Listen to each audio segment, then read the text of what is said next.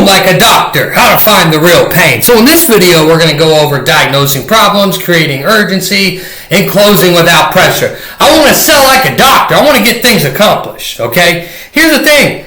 I've talked with a lot of salespeople, work with them, hire, train them. They go on to do beautiful things. Even then, after my repetitiveness, they go back to their old habits once they're not with me, right? At some point, they're not with me on the day. They can't control them, revert back to their bad habits.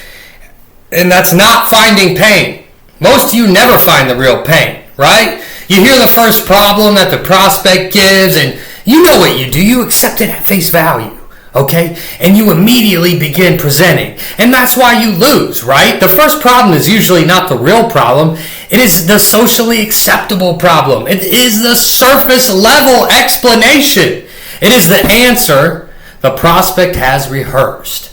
The real pain is deeper. The real pain is emotional. It's even personal, okay? The real pain has consequences. And until you uncover all those consequences, okay, the prospect has no compelling reason to change. This is not about manipulating pain. This is about helping someone fully understand the cost of remaining where they are. And that is the difference between pressure and professional diagnosis, okay? And let's go to Module 1 here. I want you to write this down. Module 1 is what pain actually means in sales. Write that down. What pain actually means in sales. What does it mean? Okay, pain does not mean making someone feel bad. A lot of you guys misunderstand what I'm saying there. What pain actually means, and what I mean is, I want you to identify the negative consequence attached to an unsolved problem or an unresolved problem. Okay, that's actually what I'm doing. I don't want to make someone not like me. It's not doom and gloom. It's just identifying the negative consequences attached to problems. So, an example, okay, a business owner might say something like, well, Nathan, my bookkeeping is behind.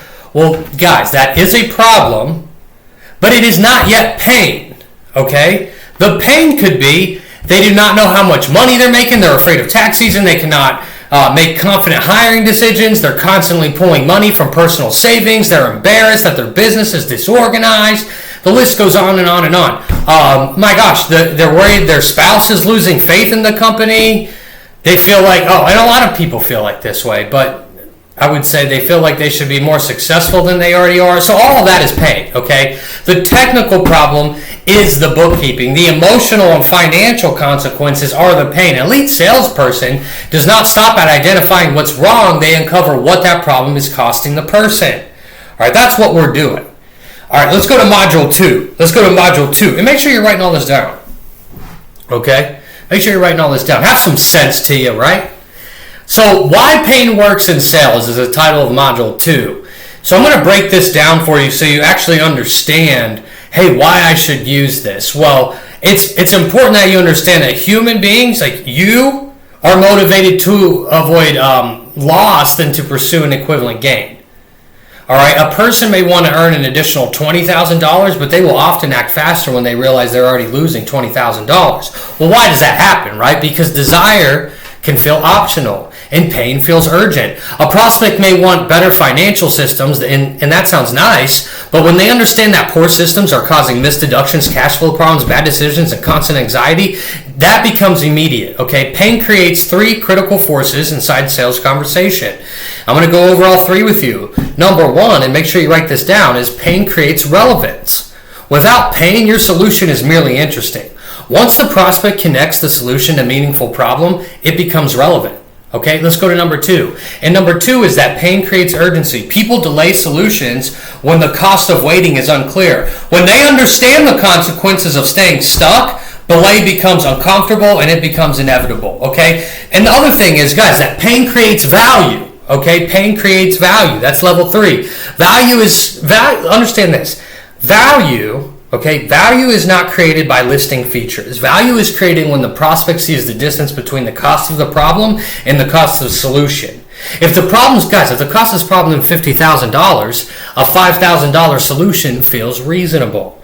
Okay, and I stress this all the time when talking with people. It's like, well, they're worried about offering advisory or adding more services to what they're already doing.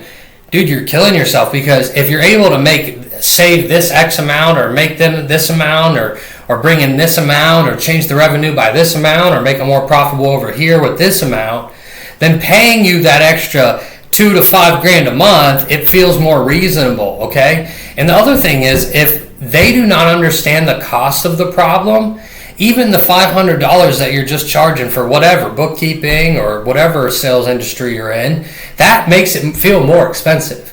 So if there's no pain associated to it, you have to show them the future problem, the future consequences of that if they don't do it. So it's all about common sense and making them see the reality of things. So the next thing that we're going to jump down to is Module 3. Okay, Module 3 is titled The 4 Layers of Pain. Yes, there are 4 layers of pain, and I'm going to go over all 4 with you. And you can't skip one, okay? I'm not going to skip one.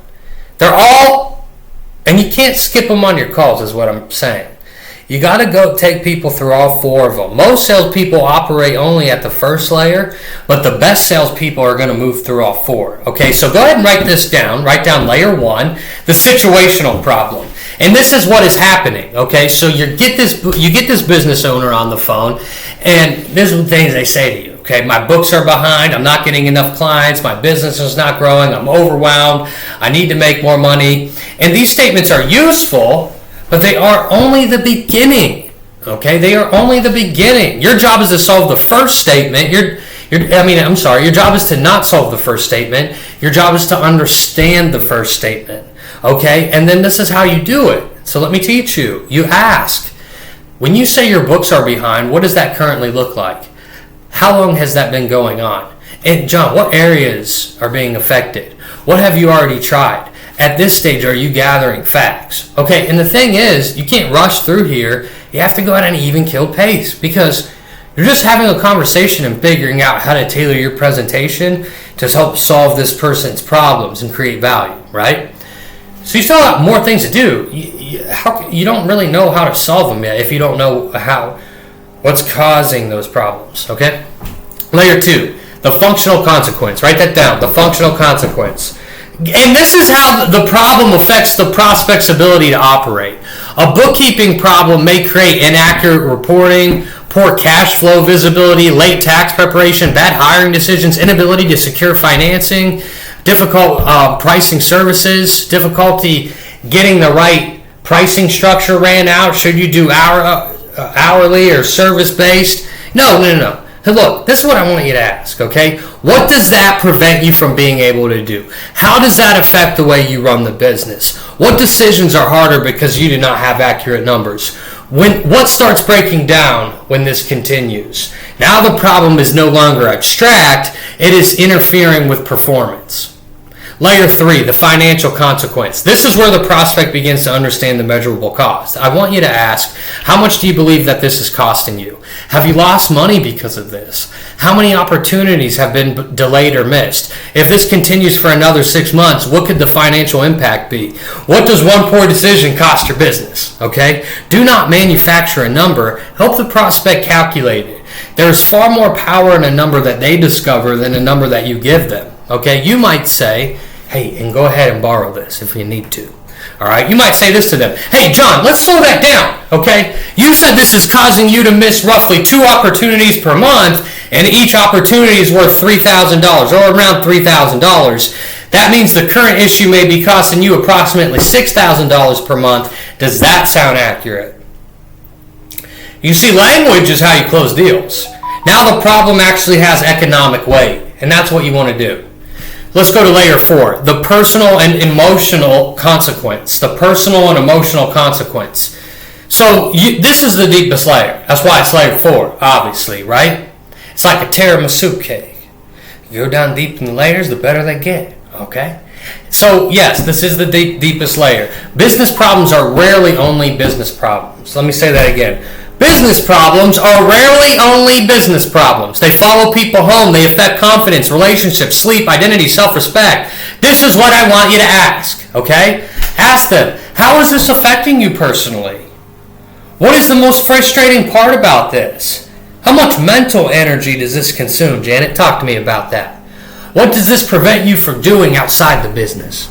How does your family feel about this situation? What worries you most if nothing changes? And you see, this is where the conversation becomes real. And the business owner might say things like, I feel like I'm failing. My spouse is getting tired of the uncertainty, the bills. I cannot sleep because I don't know what is coming. Okay? I'm working constantly and I feel behind. I thought I would be farther ahead by now. So what you've done now is I'm actually talking with someone. I found the real pain, not the spreadsheet, not the software, not the tax return, not the feature, not the product. The meaning the problem has created in their life. And now I can close a person. Okay? Let's go to module 4, the difference between pain and discomfort. Write that down. The difference between pain and discomfort. And not every problem is strong enough to produce action. Okay, some problems are inconveniences. Some are frustrations. Some are true pain. You need to determine the intensity. Okay, and how you would do that is you would ask, hey, is this something you would like to fix or something you feel you need to fix? How high of a priority is this right now? What happens if you do nothing? Why address this now rather than 6 months from now? What changed that made you take this conversation today? What was the thing that got you and I on the phone where, hey, I need to talk with an accountant? What's going on? All right? These questions reveal whether the prospect has real motivation or casual curiosity. Okay, and a prospect with weak pain may still buy, but they will require stronger vision, clear value, greater urgency. Okay? A prospect with severe pain does not need to be pushed. They need to trust the darn solution you're providing, right? All right, let's go to module 5, the root pain method. The root pain method. So, the root pain method is a 5-step diagnostic process, okay? Now I'm going to go over all 5 with you, obviously. I wouldn't tell you about it. All right, step 1, identify the visible problem. Identify the visible problem. What am I looking at? What's going on here? So I can take you down and help you out, right? So step 1 is identify the visible problem. And that is what made you begin looking for help. And I want you to let them speak, okay? Don't interrupt them. Do not fix. Do not educate yet. Let them talk. That's why you ask the question, right? All right, let's go to step 2. I need you to expand the problem. Confirm and expand so you can better understand, okay? Expand the problem. Tell me more about that. Well, how do you mean? What does that look like day to day? How long has this been happening? And what this is doing is expansion gives the issue shape. And that's what we want. Now, step 3 is trace the consequences. Okay? And how do you do that? Well, like I said, language will help you close more deals. So how do you trace the consequences? Ask, what is that affecting? What does that make harder? What happens because of that? Now you're following the chain. Okay? Look at that. You hear that lawnmower? Right? The lawn service company's here. That's what happens when you're good in sales, right? When you get good at sales, you get people do your lawn. That's what I'm talking about. All right, back to the video. Step 4. I'm going to knock it out. Sorry about that noise there. Step 4. Quantify. Hey, look, and what you're doing is you're following a chain. Let me show you. Hey, what does that make harder? What happens because of that? You're following a chain. Okay, like I said, confirm and expand so you can better understand. 4. Quantify the cost. What is this costing in time, money, or missed opportunity? What has this impact been over the last year? Talk to me about that. Now the pain becomes tangible, and that's what we want, right? All right, step 5. Personalize the meaning. What's this been like for you, John? What's the hardest part emotionally? Why does solving this matter to you personally? Now you've reached the root, right? Hey, if I got the root, then I can feed the tree, baby. And that's how you need to look at it. All right, let's go to module 6, the rule of 3. Title it the rule of 3.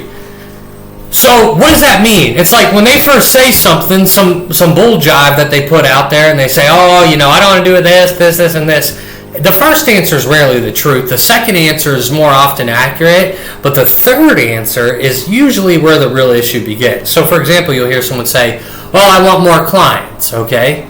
I want you to ask, why do you want more clients? Okay? They'll say to grow revenue. And you ask, well, why is growing revenue important right now? And they'll say, because the business has become inconsistent, right? And this is when I want you to ask, well, what has the inconsistency created for you? And then they're going to answer, I do not feel secure and I'm tired of wondering whether we can cover payroll. So right there, I've actually found out what's going on, the real pain, okay? And I don't want you to interrogate them like mechanically. Just use curiosity. Just think of like a cat-like curiosity.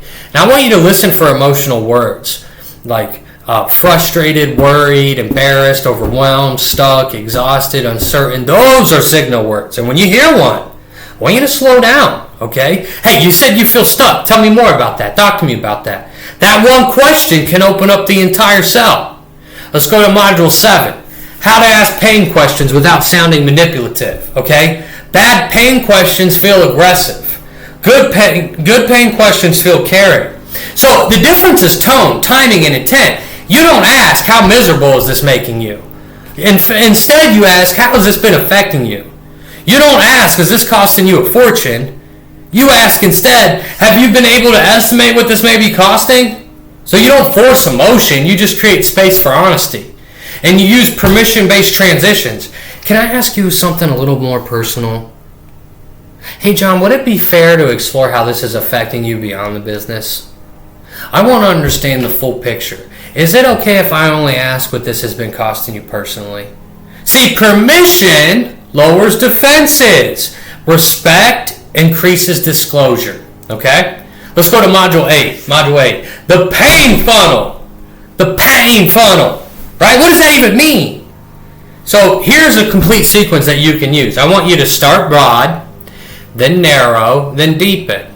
So this is the funnel. Okay? Hey, what brought you in today?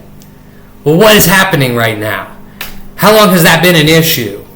Why has that not worked? What has this problem affected? How has it affected the business financially? How has it affected you personally? What happens if nothing changes? Why is solving this important right now? What would change if this were finally resolved? See, that is a complete movement from problem to consequence to urgency to desired outcome. So guys, obviously this video is worth thousands of dollars. Make sure you like and subscribe. Just gave you some golden nuggets, okay? Module 9. Pain must be connected to a desired future. Hey, pain alone is not enough. Pain creates movement away from the current condition, but vision creates movement towards a better condition. You need both. The prospect must feel, I cannot stay here, and they must feel, and I want to get there. I want to go there. Whatever you're talking about, I want to get there. Once you uncover pain, transition into outcome. Okay? So what I want you to do is ask, what would resolving this make possible? How would the business operate differently? What would that do for your confidence? What would change at home? What would success look like 6 months from now? Pain gives the problem emotional force. Vision gives the solution emotional reward. So together they create decision-making energy. Bam! Hey! Module 10. How to use pain after you find it. So this is where many salespeople become clumsy. They uncover pain and then immediately try to weaponize it. I don't want you to do that. That's weirdo stuff. We don't do that. Use pain to create alignment. Reflect it back. Okay, this is what I want you to say. Hey, let me make sure I understand. And then summarize the situation using the prospect's own language. Hey John, you've been operating without accurate numbers for almost a year now. Because of that, you've delayed hiring, missed tax opportunities, and you spent a lot of time second-guessing decisions. The most difficult part is that you feel like you're working hard without having real control over the business. Is that accurate?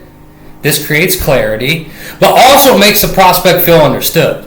Okay, and then number 2 is connect the pain to the solution. Do not dump features on them. Build a bridge. It's not that hard.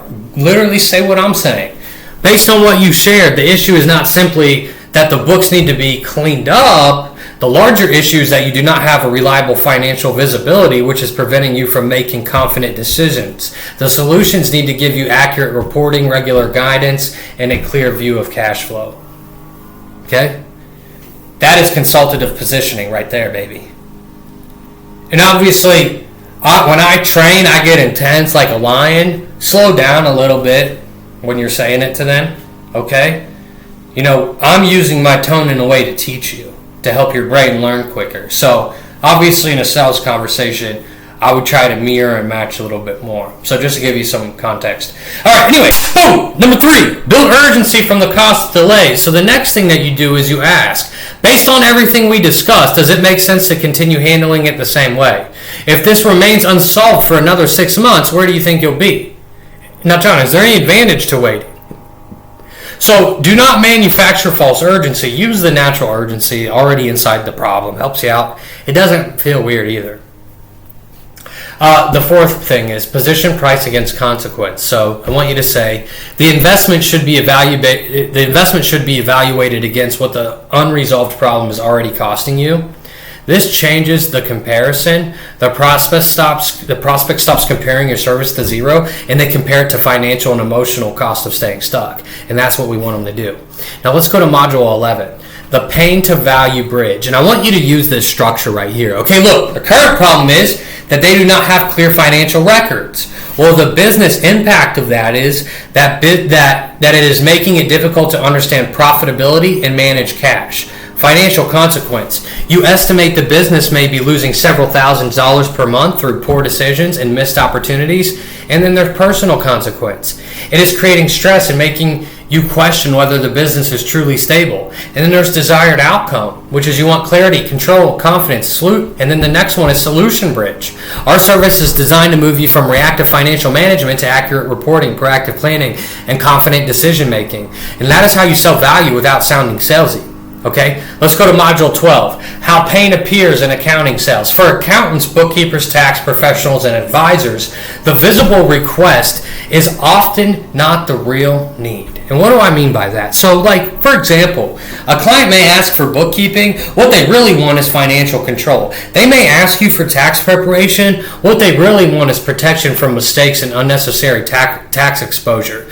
They may ask you for advisory, but you know what they really want? It's confidence that they're making the right decisions, confidence that the business is growing. Same deal with payroll. They just want less risk and fewer distractions. So do not sell the deliverable, sell relief from the consequence attached to the problem. Okay, let's go to Module 3, pain questions for bookkeeping. So here are some good questions for you to lay on some people here. Just say, what is currently happening with your books? How far are they behind? What decisions are difficult because the numbers aren't current? How confident are you in financial reports? Have you made any decisions based on inaccurate information? What happens when tax season arrives? How much time are you spending trying to manage this yourself? What could you focus on if this were handled correctly? What is the most stressful part of not having reliable books? Bam! Means common sense to me. Let's go to Module 14. Pain questions for tax services. What concerns you most about your current tax situation? Do you feel confident you are taking advantage of every legitimate strategy?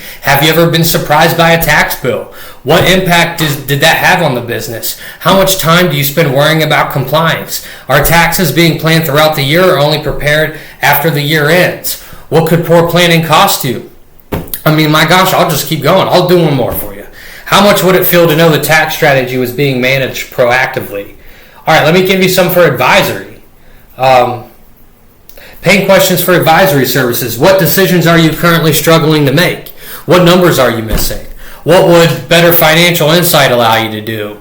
How often do you feel like you are guessing? What has guessing cost the business, right? What growth opportunities have you delayed? Where do you feel the business is underperforming? What happens if the current pattern continues? What would having a strategic financial partner change for you? Okay? So ask them. Like, if you don't ask them, I don't know what to tell you. You'll just never get the results that you could get. All right? There's a reason I'm giving them to you to say. You guys don't know what to say. That's why you're watching these videos. So learn it and apply it. Just so you know, the test for intelligence is how quickly you can learn something and apply it. So there you go. Either you're dumb or you're smart. You learned it, go apply it, right? Don't wait 2 weeks and then try it. That's being dumb. I want to be smart. Learn something, do it, right? Okay, the most important listening skill, Module 16. Write that down. And also, make sure you're writing everything I say down, or you're doing yourself a disservice. But definitely write this down. Do not listen for information. Do not listen for information. Hey, listen for meaning. Okay? When a prospect says, Nathan, we're a little behind, that phrase may hide fear. So I would like you to ask, what does a little behind mean in practical terms, John? What do you mean by that? And they'll say, it's been a difficult year. Well, what made it difficult? They say, I've been handling everything myself. What has that taken away from? The best salespeople hear what is said. Elite salespeople hear is underneath what is said. There's a difference. Okay, let's go to module 17. Hey, don't rescue the prospect too early. When someone shares pain, inexperienced salespeople rush to comfort them way too quickly. They say, hey, this is what you'll say. Do not worry, we can fix that. That's too early. You've ended the discovery process by then. The prospect has not fully processed the problem. Instead, say, that sounds difficult. Tell me more. How long have you been dealing with that? What has that been costing you? Do not relieve the tension before the prospect understands it. Tension is not always bad. Sometimes tension is awareness. Let's go to module 18, the cost of inaction. One of the most powerful parts of pain discovery is helping the prospect see the future consequence of doing nothing. How do you do it? Just simply ask them, if nothing changes over the next year, what happens? What does this look like if it gets any worse? How much longer are you comfortable operating this way? What will this problem eventually force you to do? What are you risking by waiting? See, this is not fear-mongering. It is scenario planning. A professional should help the prospect evaluate the cost of inaction and the cost of action. Okay? Most prospects think only about the solution. Okay? Right? What does solution cost?